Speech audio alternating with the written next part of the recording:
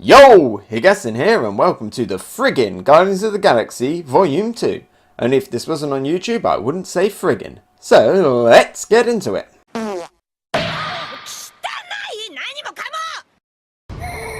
So the film starts and the music's there. Straight away you know you're in a Guardians of the Galaxy film because that tone is so different from the rest of the MCU. We start off with a little flashback seeing Ego and Peter's mum back in the early days. But the real big beginning bit of the film is when we actually see the Guardians. And we see the Guardians, they're on this sovereign planet, or planets. How on earth do these planets work? I don't know how the gravity of that works because they're all like right next to each other. But it seems to work anyway. But they're on this planet and they are now heroes for hire. And they've been hired to defend these batteries from this giant Disney tentacle monster. Really good scene. They're doing this, by the way, because the Sovereign, they have Nebula. So they're doing this to get Nebula. And straight away we get to see that, you know, the banter's back. All of the characters that we love from the first film, or at least I love from the first film, are still there. And that they're starting to really work together as one unit, but not quite. They're still very much independent. They're still very much big egos playing. You know, I love how in this scene...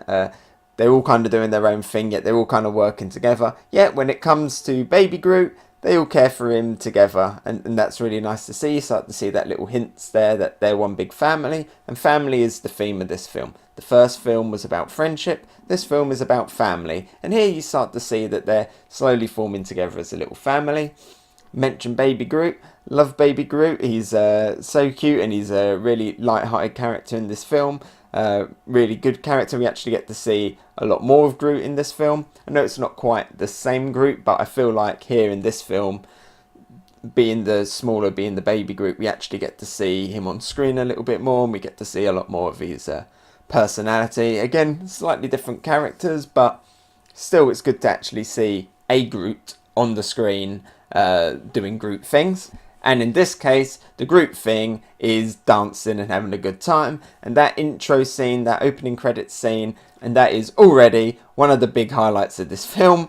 It's so good. I love a good opening credits scene. Big anime fan, so you don't really get to see it much anymore, big opening credits scene. So this one was great. Probably one of the best. Definitely best in the MCU.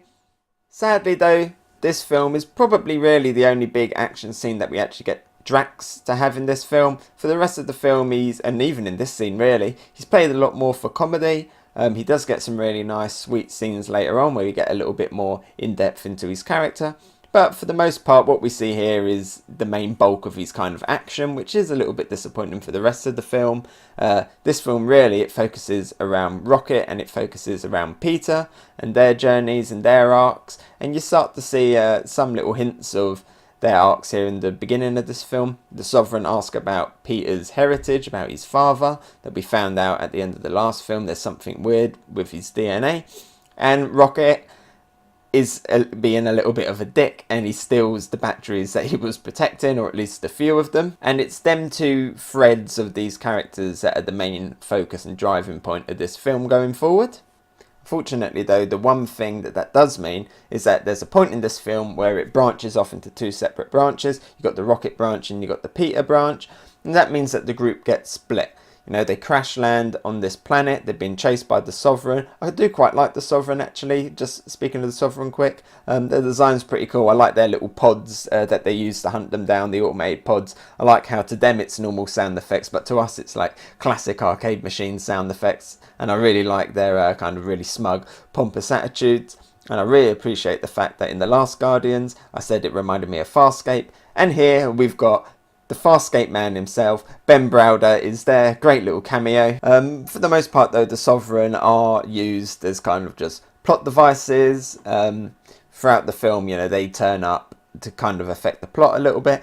But right at the very end of the film, we get that end credits scene that hints at the fact that the Sovereign might be a little bit more important in the future. So, you know, keep an eye on the Sovereign. I did like them, so if they're going to be reappearing again in the future, then that's fine for me.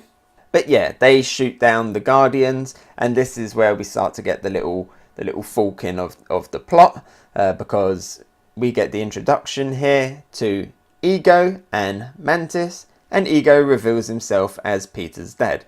Peter's a little bit skeptical of this at first. Naturally, a guy just turns up and is like, I'm your dad, Peter. But because of this, Peter, Gamora and Drax, they go off with Mantis and Ego, leaving Rocket, Groot and the captured Nebula behind. And yeah, this is a little bit disappointing because for a lot of the film, you don't get to see them all interact together. You get to see other little interactions which are cool. You know, you get to see later on, Yondu comes back.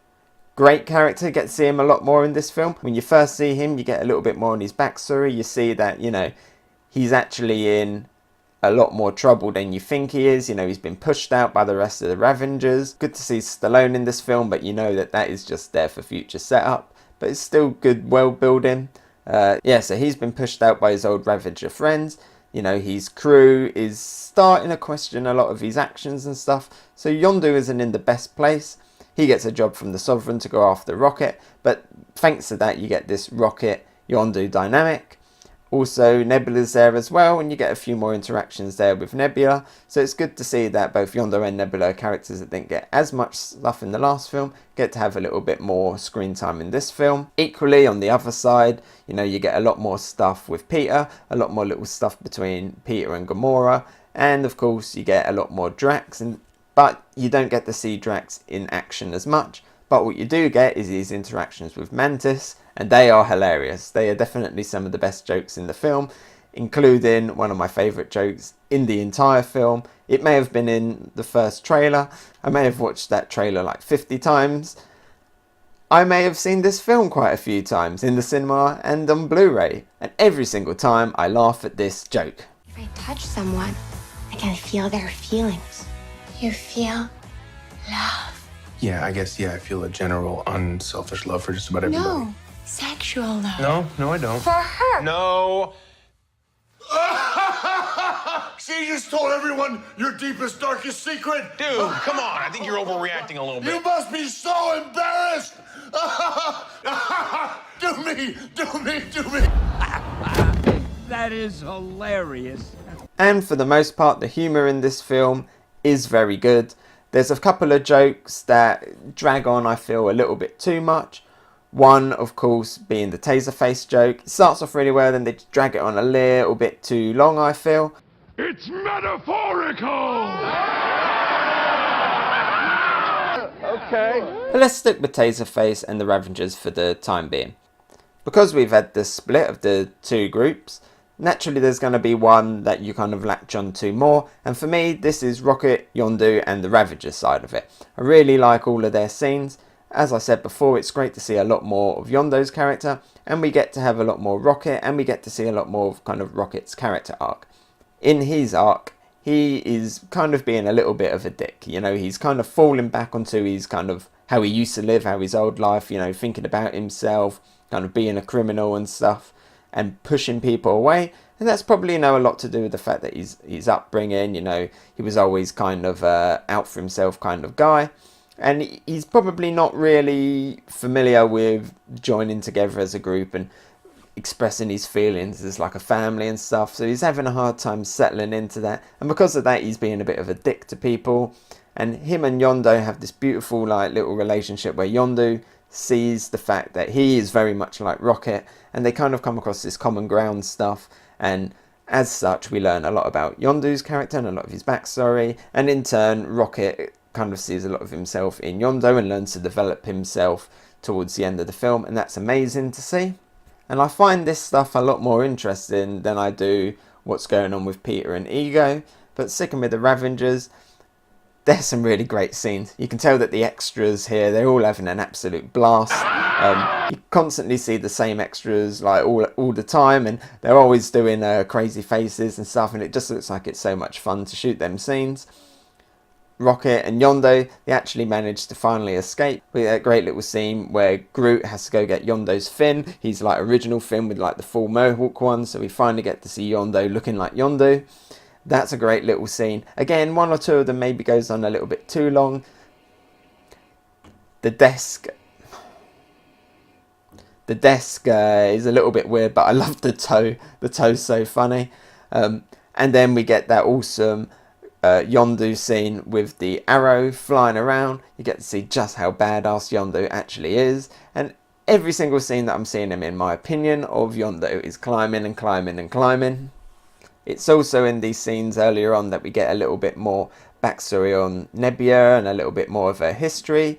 Her interaction with Kraglin is a really good scene. Get to know a lot more about Nebula there. And also need to do a little shout out to Kraglin here. He didn't get many moments in the first film, but he really steps it up here, and he really kind of starts feeling like more of a core member of the group. And I'm really happy to see him because he's a really good, fun character. Nebula now though leaves and goes off to look for Gamora. And again, this is where if they didn't split everybody off, we wouldn't have to have all this kind of cutting about, people moving around all over the place. Definitely affects the pacing of this film. And obviously now Rocket and Yondu, they have to go off and in search for Peter, because Yondu knows some stuff about Ego that Peter's and everybody else is slowly finding out about in their side of the film. That scene where they're actually going to Ego, that's great, jumping from point to point. I really like that kind of jumping thing that they come up with in this film. Really unique way of showing people travelling across the galaxy. The scene where they actually do it and they do the 700 jumps is so much fun. It's another trippy, weird Marvel scene that they love so much. So that's the third trippy, weird scene. But it's great. Lots of good little cameos in there as well. So let's talk about what has been actually happening over on Ego's side with Peter. Ego himself, he's a pretty interesting character. When I first heard that Ego, the living planet, was going to be in this film, I was very excited. Sadly, what we get here on the actual big screen isn't quite what we get from the comic books. Going into this film, I was literally expecting a giant talking planet. And for the most part here, we just get Ego as Kurt Russell. Every now and then, we get like a little hint, the fact that he is actually the giant planet. I think, and sadly, there is only one actual shot of the planet with his face. I really would have liked a lot more of that. But for the most part, Ego is a pretty good character, quite likeable. He does that really stupid villain thing at the end where he just gets too confident and tells all of his plot and all of his secrets, which is ultimately his downfall. But for the most part, he's a good character. But the thing that he does is that he slowly starts to brainwash Peter. And unfortunately, that actually makes me start to really dislike Peter for a little bit. Peter kind of becomes a little bit of a dick. It says he's an a-hole, but he's not, and I'm quoting him here, 100% a dick. Okay, he's getting a little bit brainwashed, but he still becomes a little bit of a dick. Do you believe him? Well, I don't know that I believe anyone's 100% a dick, man. Especially in that scene where he's like arguing with Gamora. Also, Peter starts developing superpowers, which is a little bit strange. It's tied into the mythology of Peter's origin in this film. But, you know, kind of like with Pepper Potts in Iron Man 3, it's never going to come up again. So it's just weird to see him have superpowers here, and then in later films he doesn't have superpowers. While Ego's look wasn't what I was expecting it to be from the comic books, the actual planet itself and stuff does look really nice. I do like the design work. I like when Ego tells his backstory and we see him in those like kind of glass pods. That looks really good. And what I really like is actually the fine details of the planet. I like the fact that if you actually look at the architecture and you look at like the landscape and stuff, it almost feels like you're in like a microscopic landscape. You know, it looks like DNA chains and protein chains and stuff. And that's just a really nice touch that I really like. It really makes you feel like you're inside of like an organism, like as if you've been shrunk down and put inside this organism. There are elements with Ego that when we get into the final battle, I feel like don't really work and don't really make sense, but we'll get into them a little bit later on. The other thing that we get when we're on the Ego side of it is we get a lot more of that Drax Mantis back and forth, and there's some really nice scenes. We actually get a really nice sweet moment between the two where we get a little bit more insight into Drax's backstory. But sadly, because for a lot of the film Drax is kind of looking after Mantis and taking care of her, he doesn't really get to have as much action. Gamora gets one good action scene when Nebula turns up, but that very much feels like a kind of like a little subplot going through this film. That's more of an arcing story across all of the Guardians films and eventually Infinity War. It's definitely good to see here we get that badass moment where Gamora picks up the giant gun, so it's good to see that, you know, we actually get her to have that big badass moment. Finally, the group does all reunite and we actually get into the final battle. The final battle itself is pretty fun. There are some good scenes. The Sovereign turn up as like a plot stalling device. That means that the Guardians can't quite destroy Ego in the time frame that they have, so they have to fight on a little bit more.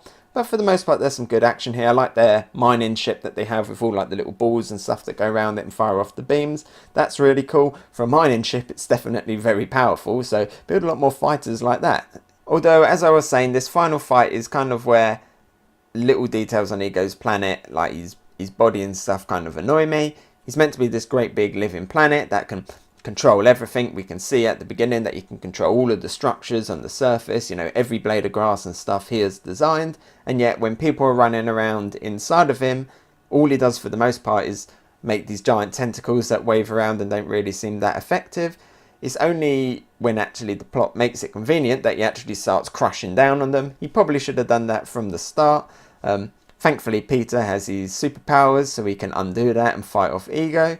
I also find it a little bit strange how Ego's core is this brain, and it's tiny. It's like, you know, baby Groot's like that big, so the brain must only be like about that big, like the size of a pig. You know, his body to brain ratio is rubbish. But as I said, there is some good action in here. We start to see Nebula warming up a little bit more to the Guardians and actually being a bit more of an ally, and I definitely appreciate this film for letting us see a lot more of Nebula. And of course we have the main heart of the film. We get that Rocket, Yondu and Peter stuff where they're all kind of developing their characters, and we get the very, very sad scene at the end that unfortunately Yondu dies. And man, this is the saddest death in the entire MCU. Ego dies as well, but I'm not that sad really for Ego dying. He wasn't quite what I expected him to be. There's always a chance in the comic books that he could come back and actually maybe come back in his planet form, but Yondu's death, it's really sad. It hits me every single time. Normally in my reviews I cut to the RIP joke that I normally do, but here, man, I'm just going to honour him with this.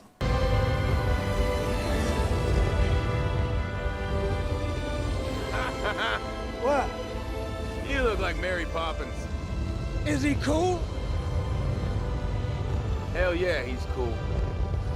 I'm Mary Poppins, y'all! What a guy. This character built up, you know, my love for him built up all the way through this film, and seeing him die at the end was so sad. It's great to see that Peter and him, their relationship really comes together. And yes, like Yondu says, Ego may have been his father, but he wasn't his daddy, and I like that you get that kind of father-son relationship between Peter and Yondu here. That's really nice. And of course this leads to Rocket really understanding what it means to be part of a family and, you know, not to push him away and stuff. And that's the real core of this film. I am happy that Kraglin inherits Yondu's powers, so, you know, we get to see a lot more of him coming forward in the future. I do actually wonder where he was in Infinity War, because it seems like that's the Guardian ship now. Yondu's front part of his ship becomes the Guardian ship, so maybe he was off getting it repaired or something. It doesn't explain it. Hey, maybe he'll appear in Endgame. So, overall, what do I think of Guardians of the Galaxy 2? Well, I don't think it's as good as the first film, but it's definitely got some good moments. I'm a little bit upset that the characters have to split off for a lot of the film, and that some of them seem to get a little bit neglected while others seem to get a little bit more time. But I do appreciate the fact that we get to see a lot more Yondu, a lot more Nebula, and a lot more Baby Groot. But at the same time, I wish we got a little bit more Drax and maybe a little bit more Gamora action. Ego wasn't quite what I was expecting him to be, but for the most part he was good. I just wish we got one or two more shots of his face on the giant planet. Maybe at least when he dies we could have seen him maybe at least when he dies we could have seen his like entire planet screaming or something. Humour's on point. Some of the jokes do go on a little bit too long, but for the most part humour is very much on point. Some really, really great highlight scenes in this film. Action is good, and the visual style and the lore and the music all blends together perfectly. So for me, Guardians of the Galaxy Volume 2, it's a purple tier. High purple tier, very close to a gold, but still a purple tier. Definitely not as good as the first one, but overall pretty solid film. I love these characters and I love this universe, so I'm just happy to be spending more time with them. Okay.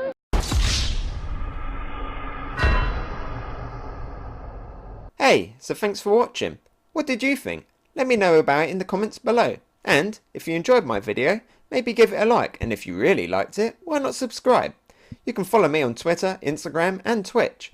Oh, and here's a related video you might enjoy, and something more fresh. I've been Hegassen, and I'll talk to you next time. Bye!